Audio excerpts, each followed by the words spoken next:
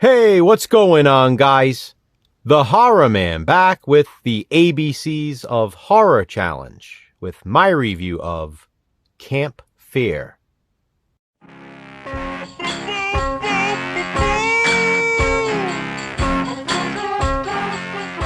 Don't forget, anyone can participate in the ABCs of Horror Challenge, and you're all invited to join in. There are no deadlines. It's meant to be fun. You can participate at your own pace. The only rules are you have to start with the letter A and make your way through the entire alphabet, reviewing horror movies that begin with each letter. You have to go in order and you can't skip any. But again, you can do this at your own pace. I am now on letter C, and C is for Camp Fear. Camp Fear is a 1991 horror film, not to be confused with Cape Fear, released the same year. I had no idea this movie even existed until I found this DVD last year sometime at a thrift store. The title alone, Camp Fear, would have initiated an instant purchase. But then I saw the cover, which is a blatant ripoff of Ruggero Deodato's Body Count, one of my favorite 80s slasher films. The icing on the cake was the fact that Camp Fear stars Betsy Russell.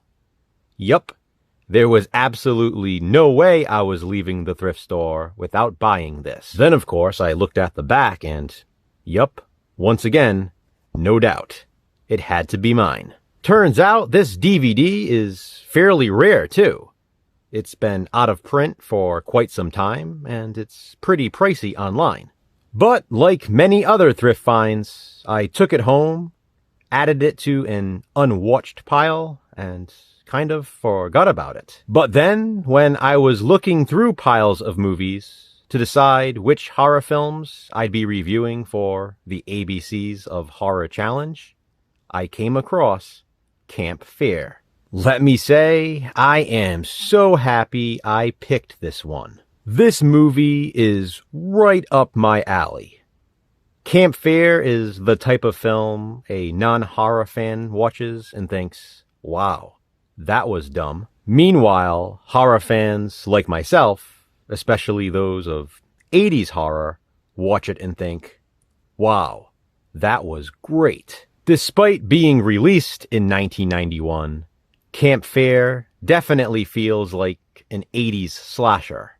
Betsy Russell plays Jamie, a sorority girl at an all-women's college. She is dating Professor Hamilton, played by Vincent Van Patten, who slasher fans will recognize from Hell Night. Instead of spending their spring break in Palm Springs with some of their other sorority sisters, Jamie and her friends decide to go on a camping trip with the professor to Mystic Mountain. Mystic Mountain, by the way, was an alternate title for Camp Fear. Another was Millennium Countdown. Of course, had the movie actually used either of those alternate titles, I wouldn't be able to review it for C in the ABCs of Horror Challenge. It's also worth mentioning that Camp Fear was originally intended to be a sequel to Cheerleader Camp, which also starred Betsy Russell. So, if you ever wanted a follow-up to Cheerleader Camp, Camp Fear is the unofficial sequel.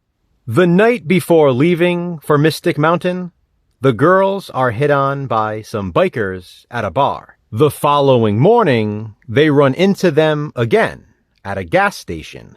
While there, they also meet an alcoholic called Wino, played by Buck Flower, who often appeared in John Carpenter films. Wino warns the professor and the girls not to go up Mystic Mountain. I mean, every movie like this needs a Crazy Ralph character, right? Obviously, they do not heed his warning, though, and continue onward. Then, they are warned again by an Indian chief, and they still don't listen. Jamie has more questions for the chief, but they leave without them being answered. Regardless, they'll still learn about the mystery behind Mystic Mountain, but not before being harassed and attacked yet again by the bikers. The horror is yet to begin, however, for both groups, when the truth is revealed. A giant druid lives in the mountain who believes the only way to stop the end of the world is to make 4 virgin sacrifices. My immediate thought was, virgins? These girls? Really? It's a murderous millennium countdown on Mystic Mountain in Camp Fair. Wow, this movie is so much fun. And if your taste in horror is similar to mine, I'm sure you can imagine it being a blast. This is like Sorority House Massacre 2 in the woods. It has that same sort of cheesy vibe that I love. Camp Fair is entertainment value for the sake of entertainment. And that's all we can really ask for some movies, especially in the horror genre. It's a mindless good time, and I loved every second of it. The girls are nice to look at, especially Betsy Russell. My God, is she gorgeous. The movie was directed by Thomas Edward Keith, but Fred Olen Ray was called in to film an opening featuring more nudity. And believe me, the opening is filled with it. The girls are naked in the shower. The girls are naked out of the shower. There is so much eye candy in the beginning of Camp Fair. And that's before we're even introduced to Betsy Russell's character. The look of the druid is really cool. There's actually quite a bit of atmosphere in Camp Fair. Lots of mist in the night shots. I love how the movie is like a time capsule. One of the girls brings along a Zenith battery-powered laptop on the camping trip. You should see this thing. The bikers are over-the-top obnoxious and awesome. One of the sorority girls constantly has to pee and is constantly talking about peeing. Not sure why, but thought I'd mention it. The location of the intended sacrifices is pretty cool. And in the end, I really like how everything is resolved. I'll say it again. Camp Fair is my kind of horror film. I loved it. It's awesome to think this was originally intended to be Cheerleader Camp 2. If it had stayed that way, I could have still reviewed it for the letter C. Please be sure to check out everyone else participating in the ABCs of Horror Challenge, including Jason from Horrific Nightmares JM and Rob from Rob's Nightmares. Have you seen Camp Fair?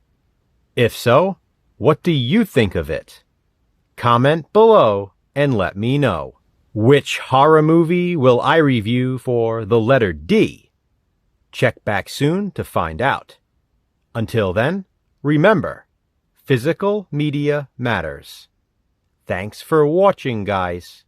Hit that thumbs up and, be kind, subscribe.